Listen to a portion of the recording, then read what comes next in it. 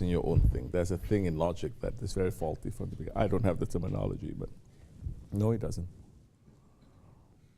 If the ego understands its own weakness, why is it rebelling against its Lord? Yeah?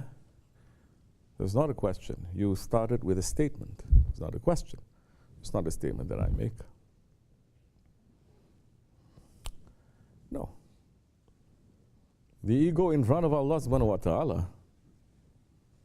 How can anything in front of Allah subhanahu wa ta'ala not understand? Huh? Anything in creation in front of his Lord subhanahu wa ta'ala can not understand? When Allah is saying, who are you and who am I?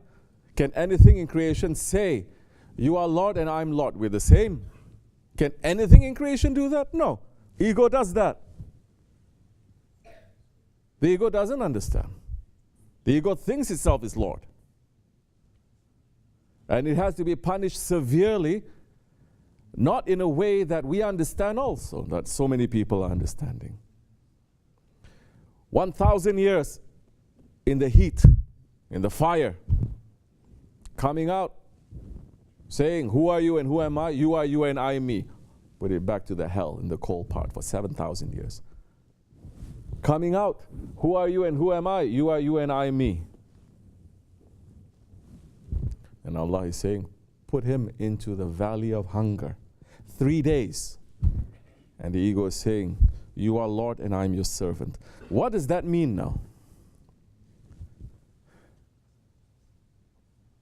What does that mean? Huh? Who is?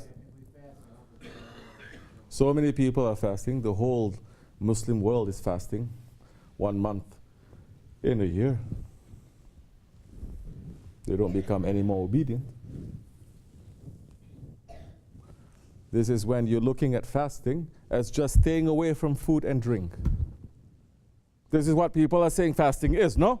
Staying away from food and drink and other things. This is their fasting. Fasting of what? Animals. You think the ego that was put in that valley of hunger is the valley of hunger? What does that mean? That means you take away its power. You take away its desires. You take away its ability to do anything. It's not punishing, you understand? It is not putting something on, it's taking it away. When you take it away, then it realizes. What are we saying in this way? You trick your ego. Anything we're saying in this way that you punish your ego? Have we ever said that? Have you heard Shaykh Maulana Shaykh Efendi saying you must punish your ego? You have to trick your ego.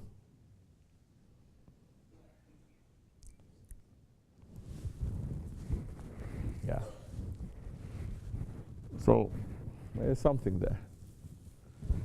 Ego does not understand. Ego thinks itself as Lord.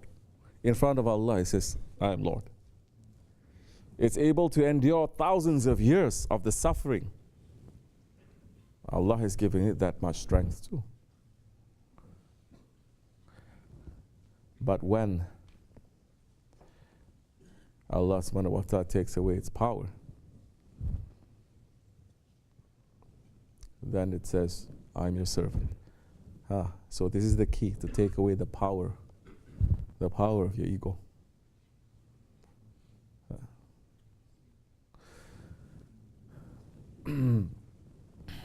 Cannot do this without a guide, impossible. You sit there with your computer a whole night long looking here and there, that is not tasawwuf, that is not tariqah. Thinking, that's not. These days anyway. I'm not claiming to be a Shaykh. We're not claiming this is that. Shaykh is our Shaykh. And he's saying also that we are just kindergarten. But